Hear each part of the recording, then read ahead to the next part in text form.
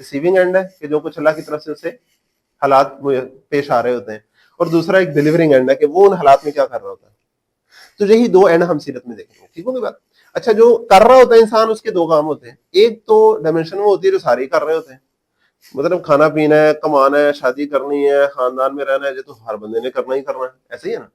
لیکن اصل انسان وہ ہے, اصل مقصد باشعور انسان وہ ہے جس کی اپنی ایک شعوری لائف ہو, اس کے ایک مقصدیت ہو اس کی لائف کے اندر, ایک والنٹیئر لائف وہ گزار رہا ہو ایک مقصد کے تحت.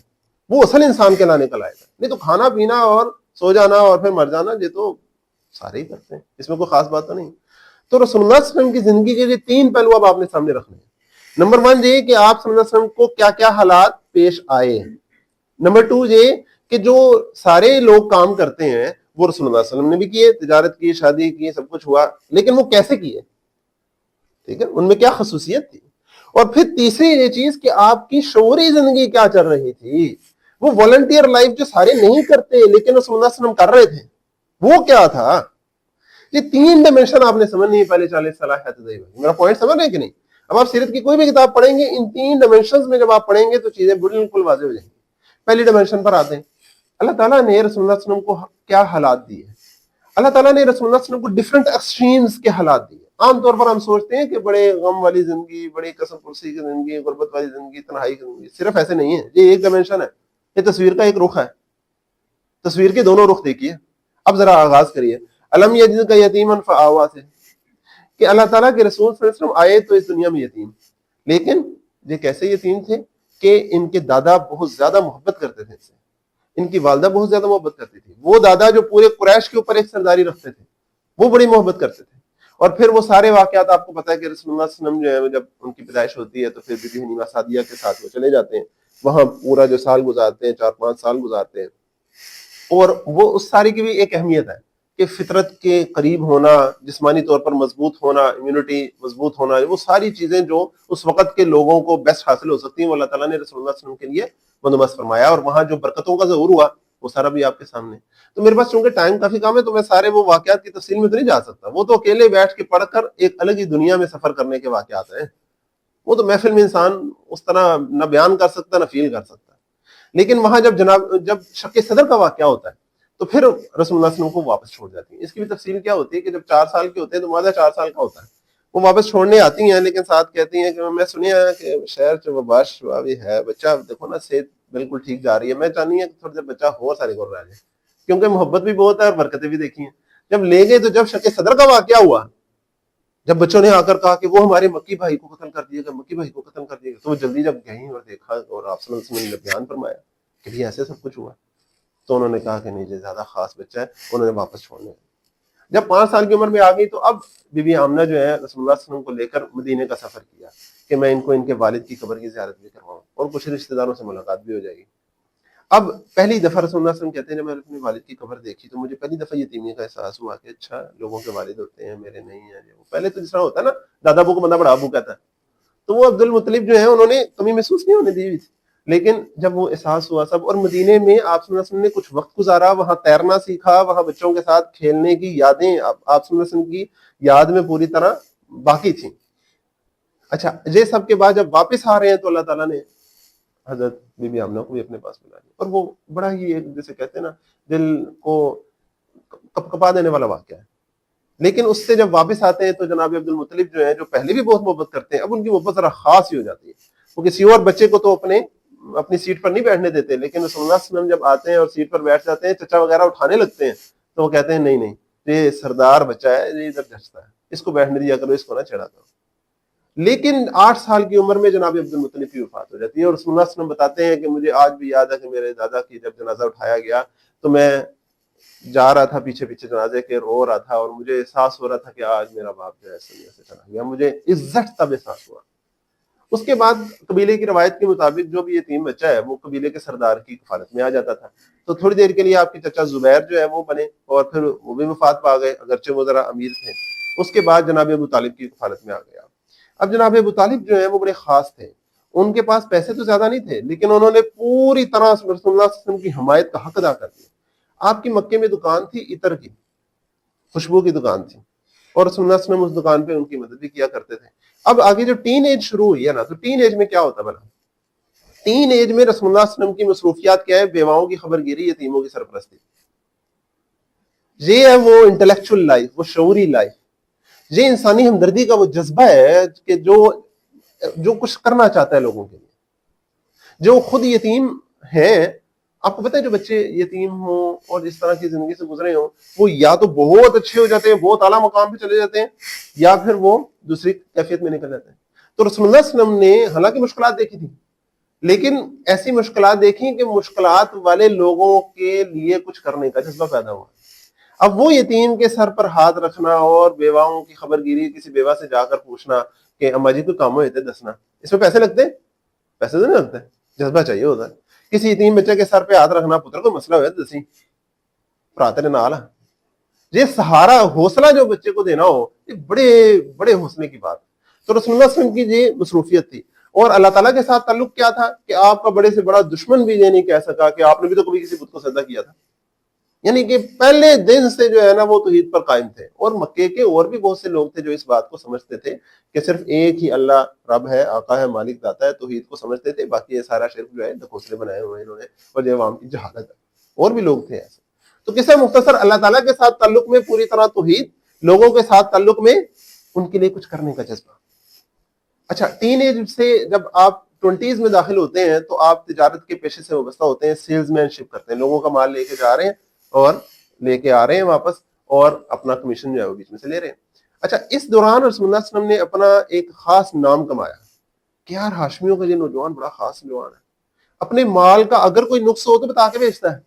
ہم چھپا کے قسمیں اٹھا رہے ہوتے ہیں, اور یہ بتا کے بیچتا ہے, سچ بولتا ہے, اور پھر بھی زیادہ نفع لے آتا ہے, اور بڑا امانت دار کھرا بندہ ہے. یہ بات آپ صلی اللہ علیہ وسلم کی پہنچتے پہنچتے جناب جو حضرت بی بی خدیجہ ہیں ان تک پہنچتی. حضرت بی بی خدیجہ کیا ہے؟ مکے کی مالدار ترین خاتون ہے. ان کی ایک ملٹی نیشنل کمپنی ہے آپ سمجھیں, اور وہ اس کی سی ای او ہے. وہ چھوٹی موٹی دکان نہیں تھی مکے میں ان کی, بیک وقت کئی قافلے آج آ رہے ہوتے تھے ان کے. اور وہ خود محسوس کرتے, والد کی بھی دولت ان کے پاس تھی, پھر 2 دفعہ کی بیوہ بھی تھی, تو ان کے پاس کافی دولت بھی تھی, اور خود انہوں نے اپنی محنت سے بھی اس کو کافی وسیع کر لیا تھا اپنے کاروبار کو. انہوں نے رسول اللہ صلی اللہ علیہ وسلم کی جب شہرت سنی تو انہوں نے آپ صلی اللہ علیہ وسلم کو بلایا اور کہا کہ آپ میرا مال لے کر جائیں, اور ساتھ اپنے غلام کو لگا دیا اپیرنٹلی اسسٹ کرنے کے لیے, لیکن اصل میں آبزرو کرنے کے لیے کہ ذرا دیکھو جڑا سنیا ہے وہ سچی گل ہے. اب وہ جب غلام آپ صلی اللہ علیہ وسلم کے ساتھ گیا اور واپس آیا, اور حضرت بی بی خدیجہ نے جب پوچھا کہ ہاں بھائی, تو انہوں نے کہا بی بی جی جو سنیا ہوتا کچھ بھی نہیں, بندے تھے بہت اگے, بہت اچھے, معاملہ فہمی تو ان پہ ختم ہے, کیا فیصلہ کب کہاں کیسے کرنا ہے ان کے اوپر ختم ہے, حکمت ختم ہے ان کے اوپر. تو اب جناب جو حضرت خدیجہ تھی, بی بی خدیجہ, ان کے دل میں آپ صلی اللہ علیہ وسلم کے لیے محبت کے جذبات جو ہے وہ آئے, لیکن اب وہ تھوڑا سا سوچ بچار میں تھی کہ اب یہ میں پرپوز کیسے کروں. تو انہوں نے اپنی سہیلی نفیسہ تھیں ان سے شیئر کیا. انہوں نے کہا کوئی بات نہیں, پرپوز میں آپ کا پیغام پہنچاتی ہوں. آپ صلی اللہ علیہ وسلم ایک دفعہ نکلے مسجد حرام سے طواف کر کے, تو جو نفیسہ تھیں وہ سامنے آ گئی, اور انہوں نے کہا محمد شادی کیوں نہیں کرتے ہیں؟ آپ نے فرمایا شادی کے لیے پیسے چاہیے ہوتے ہیں, میرے پاس کہاں پیسے. انہوں نے کہا اچھا اگر تمہارے سے کوئی شادی کرنا چاہے تو. انہوں نے کہا اگر کوئی کام کی بات ہے تو کرو, یہ تو ٹائم ضائع نہ کرو, پیچھے ہو. انہوں نے کہا اچھا اگر خدیجہ تم سے شادی کرنا چاہے.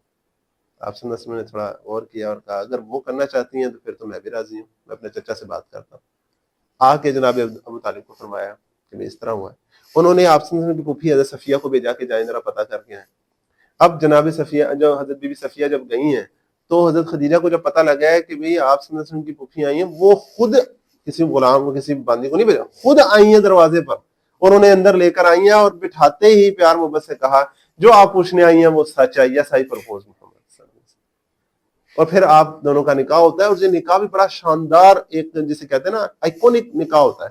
ایک اعتبار سے پورے مکے کی ایک الطاہرہ خاتون, بڑی پاک باز خاتون, بڑی مالدار خاتون, اور مکے کے صادق اور امین, ان کا جوڑ جڑا ہے. تو سارے مکے میں جو ہے وہ سب کو پتا ہوتا ہے, اور ارد گرد بھی سب کو پتا ہوتا ہے. اب یہ جو 25 سال کی عمر میں شادی ہوتی ہے, 25 سال سے 35 سال کی جو عمر ہے, یہ جو 10 سال ہے, یہ عام طور پر ہم اگنور کرتے ہیں. اس کے بارے میں ذرا سمجھیں, بڑی اہم بات ہے. یہ 10 سال بڑے اہم ہوتے ہیں لائف کے. 25 سے 35 سال دیکھیں کتنی اہم پروفیشنل لائف ہوتی ہے. تو اس لائف میں آپ صلی اللہ علیہ وسلم کا ایکسپوئر ہوا انٹرنیشنل ٹریڈ سے, عالمی تجارت سے آپ مختلف قافلے لے کر جاتے تھے اور یمن، عمان، شام، عراق کی طرف مختلف جگہوں پر گئے اور کئی کئی دور تک قیام کیا، یہاں تک کہ آپ کو مختلف لوگوں کے حالات کا، ان کے مذہبی، ان کے سیاسی، ان کے معاشی مختلف قسم کے حالات کا پتہ لگا، وہاں ٹیکسیشن کا کیا نظام ہے، وہاں سیاسی حالات کیا ہے، ظلم و جبر کیا ہے، مذہبی خرافات کیا ہے، ان سب کا آپ کو آئیڈیا ہوا۔ اور آپ مکے کے سب سے لیوش گھر میں رہ رہے تھے، سب سے امیر گھر میں رہ رہے تھے آپ، تو یعنی کہ وہ دور بھی اللہ تعالیٰ نے دکھایا اور پھر یہ دور بھی دکھایا، اس کو ہم عام طور پہ اگنور کرتے ہیں، ایسا ہی ہے نا؟ تو یہ دونوں ایکسٹریمز دکھائیں اللہ کے رسول صلی اللہ علیہ وسلم کو، پوری طرح اسپوئر لائف کا جو ہے نا وہ آپ کو ملا۔ یہ بڑا اہم ہے آج کے نوجوانوں کے لیے کہ اپنے آپ کو پیچھے رکھی رکھنا اور بس نوکرے لگی رہنا، یہ نہیں ہے بات، بھرپور آگے دنیا میں محنت کی جائے اور سمجھا جائے کہ دنیا چل کیسے رہی ہے، تاکہ اس کے لیے انسان پھر اپنا رول ادا کر سکے اس میں۔ اچھا، اب یہ تو سب کچھ ہو رہا ہے، اور اس دوران جو ہے مختلف جگہوں پر جو جاتے ہیں اس کے بڑے بڑے اہم واقعات ہیں۔ آپ صلی اللہ علیہ وسلم نے ہندوستانی جٹ لوگوں سے ملاقاتیں کی، جب آپ صلی اللہ علیہ وسلم معراج سے آئے اور مختلف انبیاء کے بتا رہے تھے نا کہ فلاں نبی ایسے تھے، فلاں نبی ایسے تھے، تو حضرت موسیٰ علیہ السلام کے قد کاٹ اور جسے کو بتانے کے لیے آپ نے فرمایا وہ ایسے قد کاٹ کے مالک تھے جس طرح ہندوستانی جٹ لوگ ہوتے ہیں، اس طرح بتایا۔ تو آپ صلی اللہ علیہ وسلم کا ایکسپوئر اچھا بنا تھا ان سب چیزوں کا۔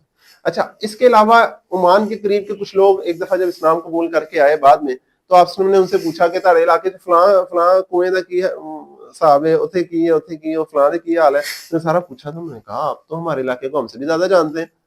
تو آپ نے فرمایا ہاں، میں تجارت کے سلسلے میں وہاں کئی دفعہ کافی دیر تک روکا ہوں۔ تو ہم کہیں جائیں تو کتنا کچھ آبزرو کر کے آتے ہیں، تو رسول اللہ صلی اللہ علیہ وسلم کی آبزرویشن اور مشاہدے پر قربان جائیے کہ انہوں نے کتنا کچھ سیکھا ہوگا۔ لیکن 35 سال کی عمر تک جاتے جاتے آپ کے اندر ایک بے چینی تھی جو بڑھتی جا رہی تھی۔ اچھا، وہ بے چینی کیا تھی کہ آپ نے دیکھیں، آپ غور کریں کہ بیواؤں کی خبر گیری اور یتیموں کی سرپرستی فرمائی۔ پیسے تب نہیں تھے، انسانی ہمدردی کے کام کیے، بعد میں جب پیسے آ گئے تو پیسے کے ذریعے انسانی ہمدردی کے کام کیے۔